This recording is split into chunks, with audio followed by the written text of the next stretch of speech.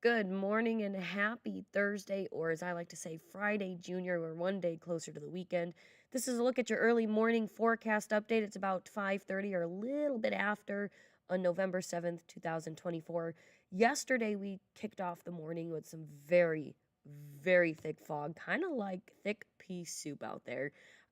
It was so bad that we didn't have more than, we actually had less than a quarter of a mile of visibility, and most of the area at some point or another was dealing with no visibility out there. The reason I'm talking about this is because this morning we are dealing with more fog in the area, but not nearly as bad as yesterday morning. In fact, here's a look at what that visibility is looking like. Those of you that are in the Mankato area or kind of more like the central southern Minnesota area, if you head west for work or whatever it may be, that would be getting closer to Sioux Falls or the western border of Minnesota. You're not really going to be dealing with a lot of fog. In fact, you're going to be dealing from some fog in the Mankato area or this centralized area to little to no fog the farther west you head.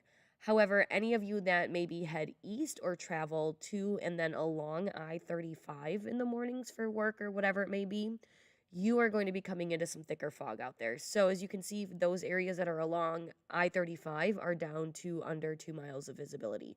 We've got 2 miles in Albert Lee, but in Waseca, Owatonna, and Forest City, we're down to a quarter of a mile of visibility. In these areas, drive with your headlights on. I know the sun will be coming up in a couple of hours and it get a little bit brighter out there, but if we're still dealing with fog, keep your headlights on. There are ways to go about overriding that automatic sensor that kind of determines, oh, it's dark enough, I need my headlights on. I get it. You can put a little piece of dark electrical tape over that sensor, or maybe a piece of fabric or something minor that's not going to obstruct anything. There are also options to manually override that by just turning your headlights on. If that's something you can do, you should do that. Fog lights or running lights typically aren't enough to make you invisible enough in these kinds of conditions. And that's also because when your fog lights or just your running lights are on, it doesn't always mean that your tail lights are on. And you want your tail lights to be on because that makes you also more visible from the backside. So the safer you are by doing these things, the safer everybody is on the roads. And I'm not just talking about everybody around you. We can't just think of ourselves. We also have to think of those that are in the car with us. So make sure you take not just yourself, but everybody else into consideration. And if you're safe, so is everybody else. So start practicing that. We're getting into a time where we deal with a lot of fog in the morning hours, especially going into the winter season when we start getting snow and things like that. Fog is going to be a very common thing in the morning hours. So the more you start practicing and getting into the habit of doing those things now, the more it'll just be second nature when you get in your car in the morning hours. Now, like I said, here in Mankato, we're not dealing with super thick fog, but you can kind of see the haze out there from this view looking out from Bethany Lutheran College in Mankato. And we're not just dealing with fog. Temperatures are on the chilly side again this morning. We are seeing mostly 30s across the area. However, we are upwards of 40 degrees in Mason City and out by Rochester. We're sitting at 34 degrees in Waseca, Blue Earth, Forest City, as well as Glencoe and Hutchinson, but 35 here in Mankato, St. Peter, and Redwood Falls. The lowest we have, or coldest, if you will, that we have in the area is down to 30 degrees out by Olivia. Now, these are just the normal temperatures. We do have a light wind out there reaching upwards of 10 miles an hour. So, of course, naturally, that is going to lead to some wind chills. So, it actually feels more like the upper 20s and low to mid 30s out there. So, we're actually feeling like 29 degrees here in Mankato, which is about 6 degrees colder than what those temperatures are reading. Rochester's feeling about 5 degrees colder than what those temperatures are reading. So, please just grab that jacket. Do you need something super heavy? No, these aren't temperatures that are going to be absolutely bitter or near dangerous, things like that, but a light sweater or a sweatshirt should be all you need. For example, I just wore my work jacket into work this morning with this nice sweater on, and everything has been fine. I've been pretty comfortable and things like that. So again, all you need is a little bit thicker sweater or sweatshirt, but you definitely don't need that thick winter, I can't put my arms down kind of heavy jacket, because you definitely won't need that by this afternoon. Speaking of this afternoon, we are looking at sunshine and seasonal conditions. Seasonal for this time of year is anywhere from about 48 degrees to about 50 degrees, and we're actually looking at a high of about 50 degrees by this afternoon. So it's going to be a nice turnaround from the gloomy and very soggy start to the week that we had. So get out there, take advantage of it. I know the winds are light, but they're going to stay light all day today. Here's a look at those winds right now. They are coming primarily out of the west southwest or west northwest, depending on where you are. Regardless of where you are, they're reaching anywhere from calm conditions up to 10 miles an hour. On occasion today, we could end up having winds up to 15 miles an hour, occasional gusts up to 20, but again, that's nothing too drastic out there, nothing really out of the norm with our wind speeds. Satellite radar imagery showing that it's been a clear and quiet night, but again, if you come into some areas where it looks like there's some cloud coverage, it's more so fog than cloud coverage. Taking a look at the future cast, just nothing but sunshine today. Like I said, it's going to be a nice turnaround from the gloomy conditions we've had with cloud coverage.